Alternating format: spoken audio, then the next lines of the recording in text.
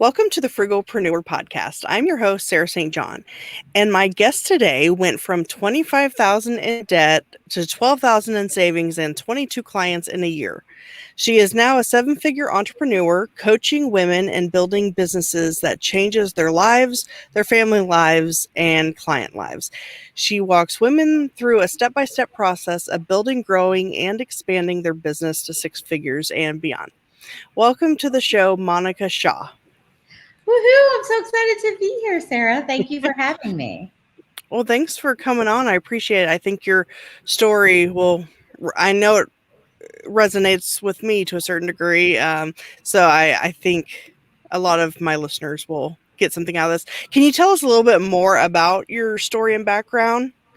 Sure. Yes. So I started my business, and before I started my business, I got my MBA from the Kellogg School of Management, and then I went to work at L'Oreal Paris, and I was doing marketing and sales for them. And I have to say that when I started my business, I thought, oh my gosh, I thought I was hot shit. I really thought, oh, this is going to be easy.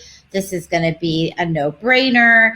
And then I jumped in, and within 12 months of being in business, I was $25,000 in debt.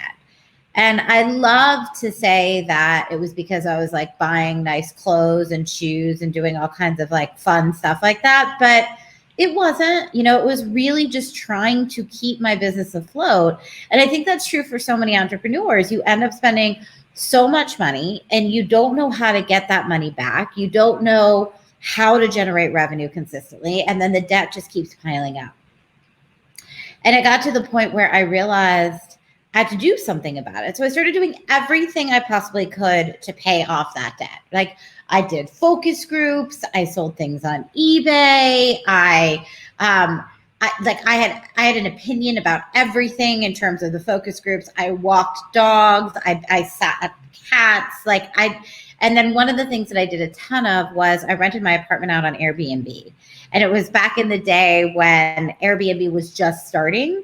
And actually Brian Chesky, who runs Airbnb, came to my apartment to take pictures of my apartment because they were doing like a marketing test at the time.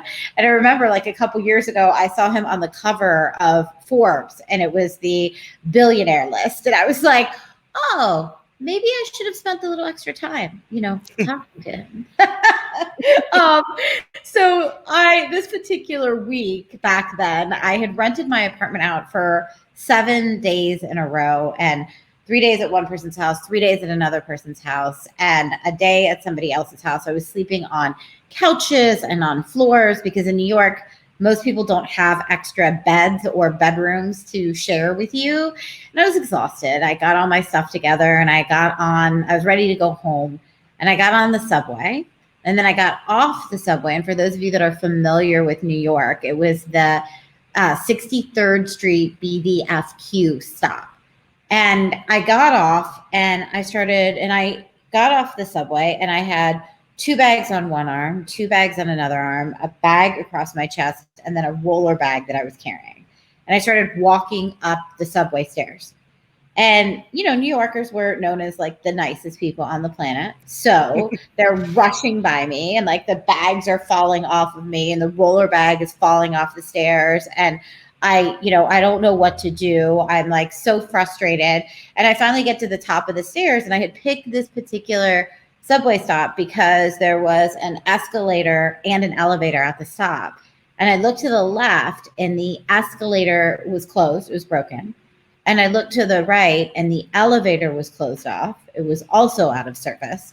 And I looked in front of me, and there was 4 more flights of stairs to get to street level. And I had this moment where I just got really tired. And I put my bags down on the subway floor. And I could feel the tears start to roll down my face. And I did the unthinkable. I sat down on the subway floor. You've hit rock bottom when you sit down on a New York subway floor. It's a wonder that I'm, still healthy and okay today, given what happens in a subway. And there I was like sprawled out like on top of all these bags, totally crying, like the ugly kind of cry. And New Yorkers are walking by me and trying not to look at me and are staring straight at me. And I had this moment where I realized I had to make a change. I had to do something differently because this wasn't working anymore. And it wasn't just not working because of the money piece. It was also not working because I didn't have a shred of the confidence I had, back when I was working at L'Oreal. And I think that happens to so many entrepreneurs is you love yourself when you're working for someone else. You know you can do it, but then you start to sell for yourself and it's like you don't even recognize the person in the mirror. The rejection that comes with it, the failure that comes with it. And I didn't want to do it anymore. So I had this moment where I made an agreement to myself that I would give myself a year to figure this business piece out. And if I didn't figure it out, I was going to go back and get a job. Now, I, like many entrepreneurs, did not want to get a job. I'm not very good at being told what to do. My husband and my father would probably agree wholeheartedly with that statement. And it was like the last thing I wanted to do.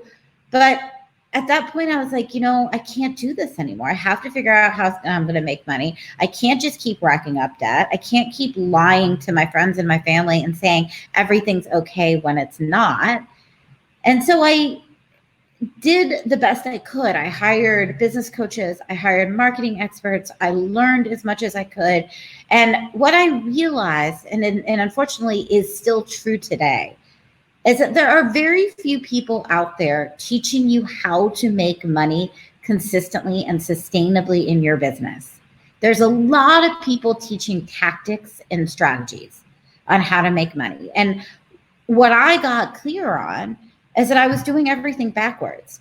I was making half as much money as I could have been and working twice as hard as I should have been because I was doing everything in the wrong order.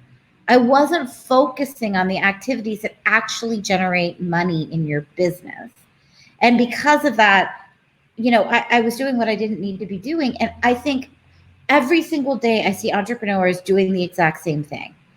And what I got clear on is that there are really 5 steps to make money in your business.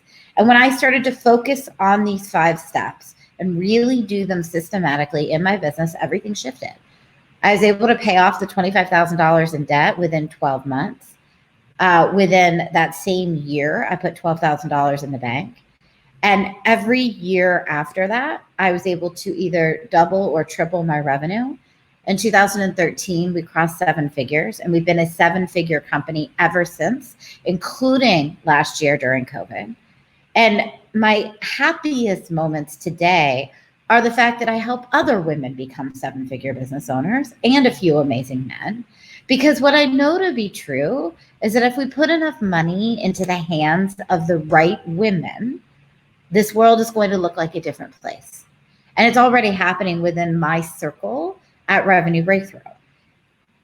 The thing that got me clear is that you got to focus on the things that actually generate money in your business. And if you don't, you can be working 12, 15 hours a day and you'd still not have enough in your bank account. You could still worry about money. And I meet people every day who are in that position who tell me things like, I've been in business for 10 years. I've been in business for 12 years, and I've never made more than $20,000. And not that $20,000 is a bad amount. It's not. But if you're trying to make a full-time income off of a business, that can be really frustrating. And it really comes down to focusing on the number one things that bring you money. Mm. Wow, that's an incredible story. Like as you were talking about it, I was getting a visual of it. You're a great storyteller too. I'm like, they should make a movie about this. You should have a movie written about about your life there. That's awesome.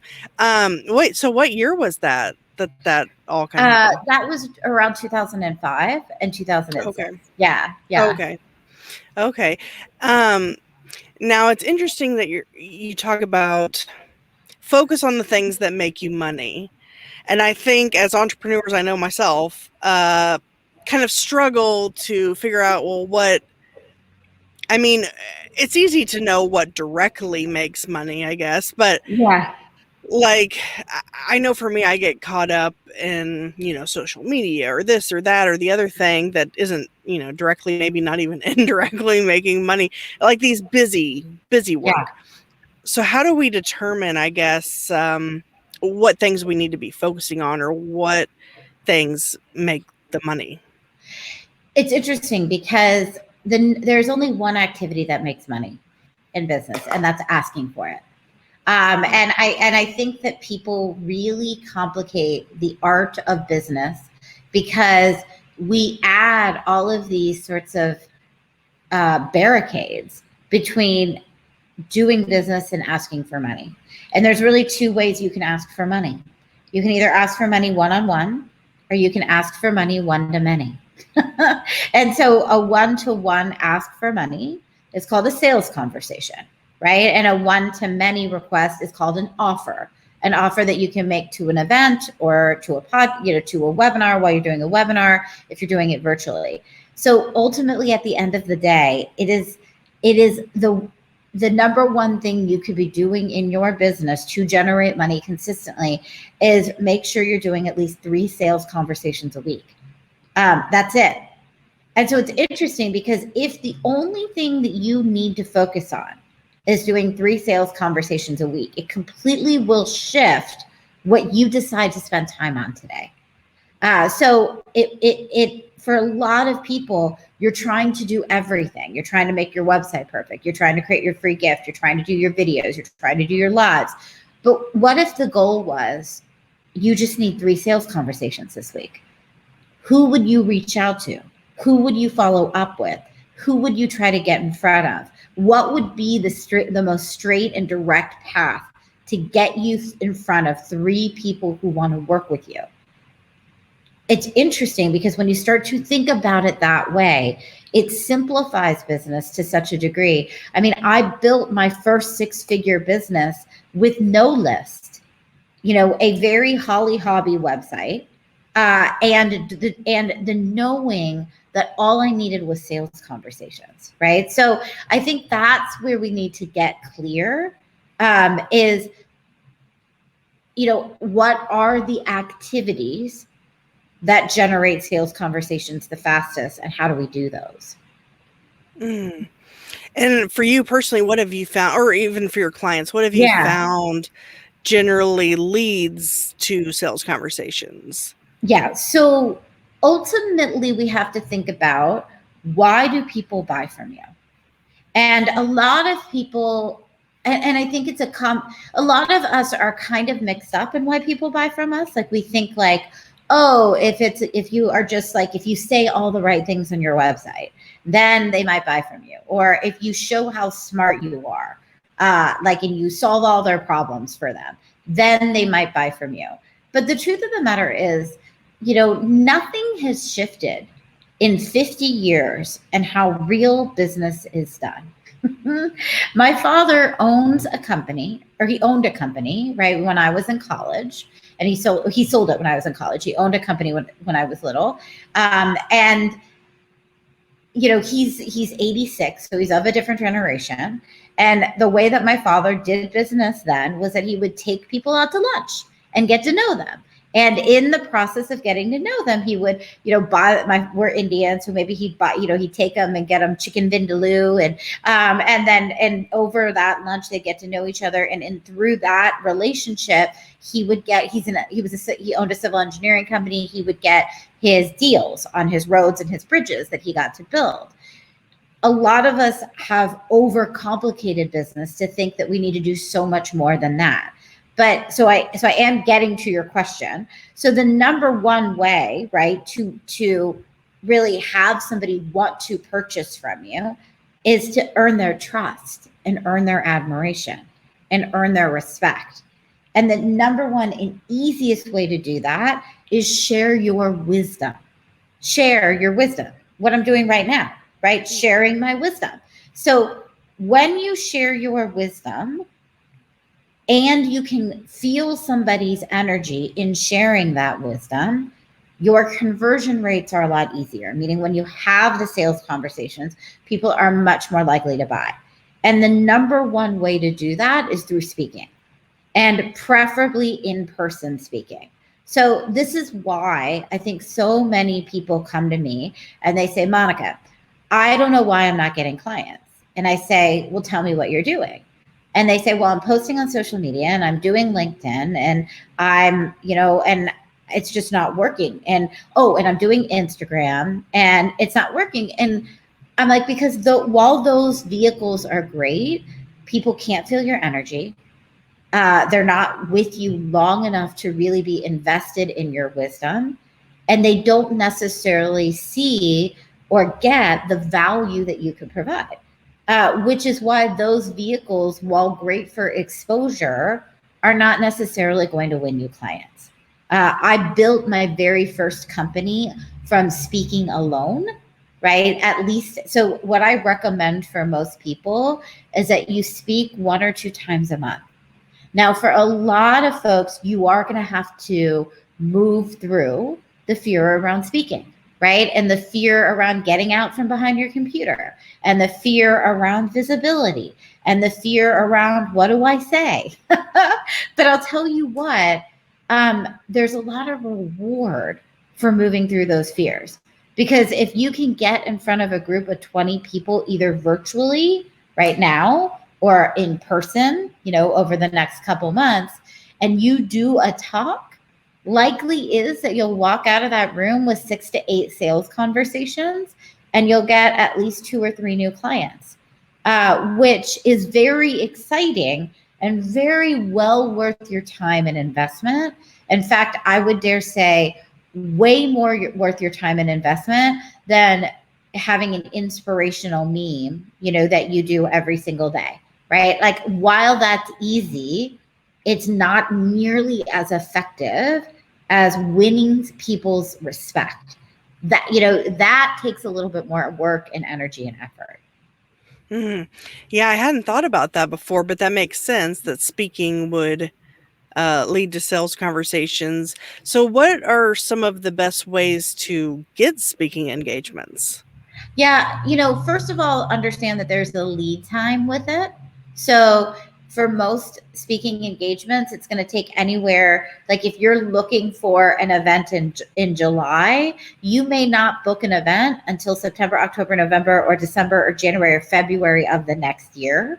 So people, I think that's the first step, is understanding that speaking isn't a get clients in 30 days strategy. It's just not, because most speakers, most organizers of organizations start to fill their speaking roster well ahead of time, like a year in advance. In fact, right now we are reaching out to a lot of the organizations that I speak in front of for 2022, for filling our roster for January through June of 2022.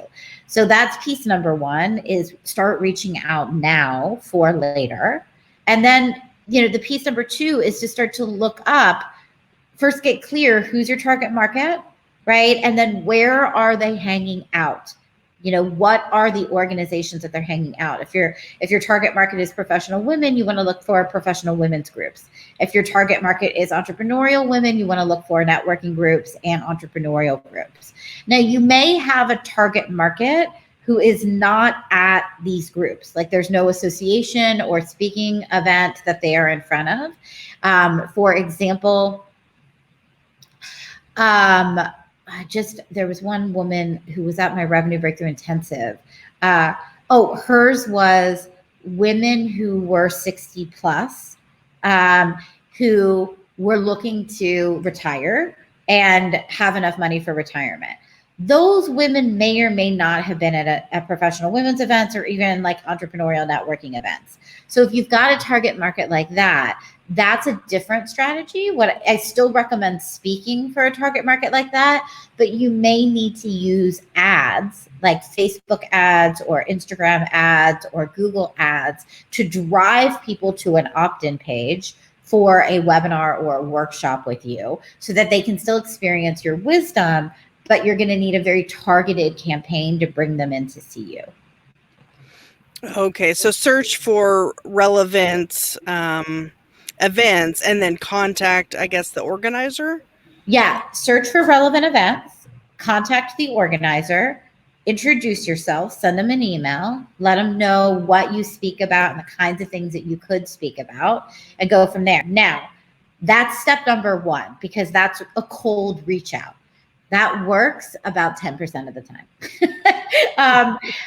What is better is a warm reach out. So, what is better is for you to make a list of the places that you'd like to speak and then start using your network, whether it's going on LinkedIn and seeing if you have connections, or posting on Facebook to say, hey, does anyone have connections to this group? And then going through somebody who is either a warm lead or going through somebody who has been a past speaker for the group to make an introduction between you and the group leader. Okay. Yeah, that makes sense. um, Earlier you had mentioned like a 5-step process. Is speaking part of that 5 steps, or can you go Yeah, so into I those? can go over the 5 steps. Speaking is part of them in the sense that it's the number one revenue generating activity, but there's a lot more to it. So the first step of my system is that you have to shift your relationship with money.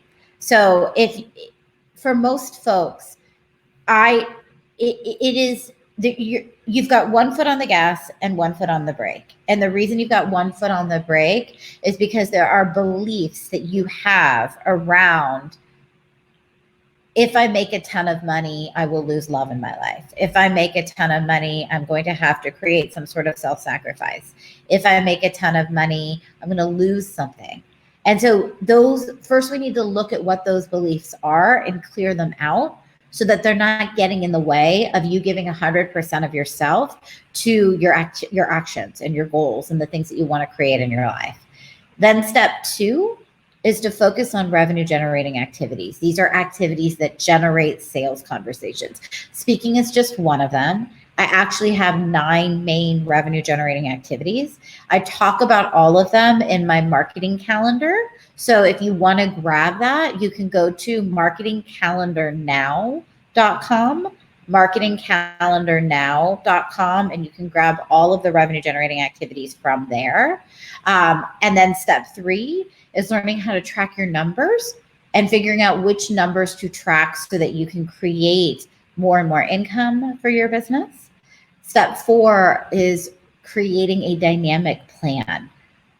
Most women also are very afraid of really focusing on their business because they're afraid of not having enough time for themselves or for their friends or for their family. And the number one way to prevent that is planning. So that's a huge part. I say that planning is the highest form of self-care. And it is a huge component to building a multiple 6 and 7 figure business, is understanding what your daily, weekly, monthly, quarterly, and yearly plans are, so that you're not doing things last minute. You're not doing things alone. You're not trying to fill things at the last moment, and you're much more likely to have success that way. And then step number 5 is rinse and repeat, which sounds like a very basic step. But what that step is about is attaining mastery at the things that you're doing. So you're not always jumping from marketing activity to marketing activity or business to business, but really taking the time and the energy to become masterful at what you do. Well, thanks for breaking that down. I think that helps. And I'm definitely going to check out that. You said marketingcalendarnow.com. Uh-huh. Okay. Yeah. Yeah. I'm going to check that. Yeah. There was something that you said in the very beginning when you were talking about your story that kind of, I have a question about. So, like, you were in debt, and then you said that you had gotten some business coaches and whatnot, which obviously costs money. So my question is, how does one determine if they're in debt or not, but especially if they are, where the right place is to spend the money, to hopefully at some point make more money? Yeah. I mean, here's the thing that I think it's hard to understand as a business owner, and that is that, but it's easier if you get this. Ultimately, at the end of the day, business is a language. It's like Swahili or French.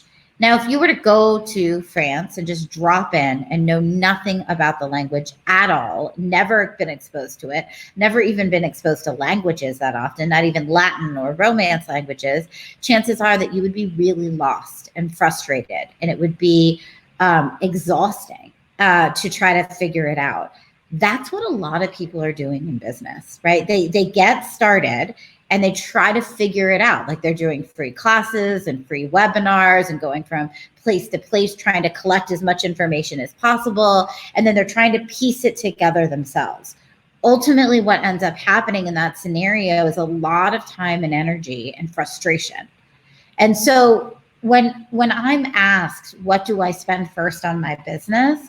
One of the things that I think is so important is that you spend the money to learn the language of business, right?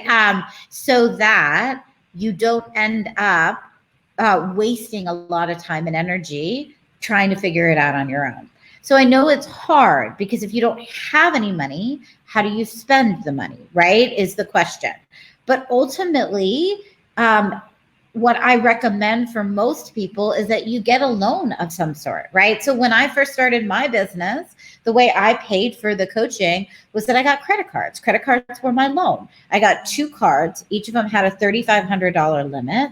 So that was 7,000 total.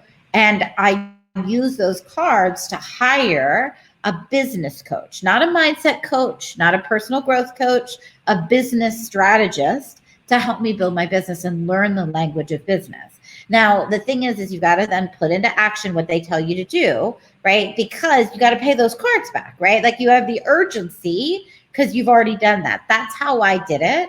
I've had clients borrow money from family to do it. I have a client that borrowed money from a friend to do it. I have clients that get a part-time job. I also got a part-time job when I was in the first couple of years. I actually went back and got a part-time job at Viacom for about 9 months in the first 3 years of my business. I also went back and got a part-time job as an adjunct professor during the first 3 years of my business because I needed the money to be able to fund the learning that I needed to get as I was building my business. I think that a lot of folks try to skip that step, and I don't know how you can skip it. I don't know how I would be where I am today if it weren't for my business mentors showing me every step of the way. Because I don't know how I would have learned it. I think that I'm not sure that I would have. There's no way I would have been able to just like telepathically have gotten it. And I definitely wouldn't have gotten it from somebody's small program or free programs. So I always say that I stand on the shoulders of the mighty, and of the women that came before me, and I do. And I think that it's important that we get that. Like, why try to do it by yourself when somebody can make it faster for you? But where I think people go off or wrong is be careful when you are investing in business coaching that you don't do a bunch of small programs, that you're not trying to do like, learn Facebook ads as a strategy and a tactic and you buy that program. And then you learn videos and you buy that program. Because what I find that to be is very confusing, right? What you want to buy or do is some sort of foundational business program that teaches you all of the basics of how to run a business, so that you're not piecemealing it together, right? And we have at Revenue Breakthrough, that's what I've created. We have a Rise Business Academy that teaches you all of the basics, from time management to mind management to planning to building a team, so that it's like a year in business school, so that you're not confused and overwhelmed. Because that's what I find is that a lot of business owners have spent a lot of money on this program and that program and trying to put it together by themselves, and they can't see the full picture. And so that's really important as well when you're thinking about investing in yourself in order to learn more about your business.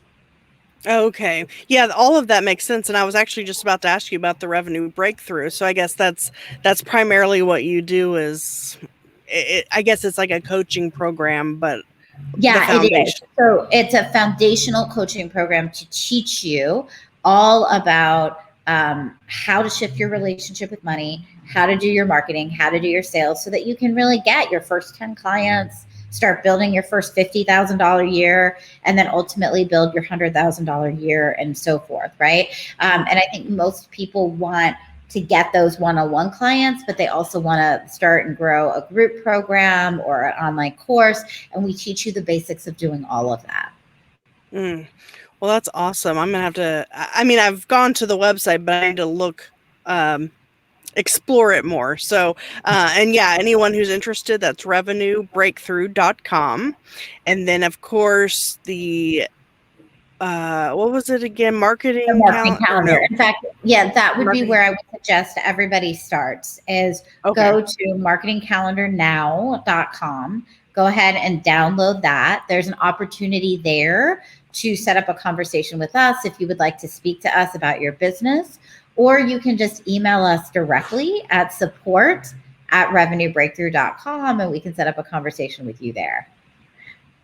Okay, awesome. Yeah, and I'll also have show notes to all of this, links and everything at thesarahstjohn.com/Monica. Well, I really appreciate your time today. And was there anything else that you wanted to go over that we hadn't yet? Nope. I think I will say for everyone who's watching, no matter where you are now, you can build and grow a business. What I love about business is it's the great equalizer, meaning you don't have to be smart. You don't have to be great at school. You don't have to be a good student. You don't have to be good with numbers. You just need to learn how to generate money, the language Mm. of money. And so for those of you that are watching and listening, it's totally learnable. We've taught hundreds of students how to do it. So don't lose hope if you're somebody that's still figuring it out. Well, awesome. Well, I really appreciate your time today. Thank you so much, Sarah. I appreciate you doing this for everybody.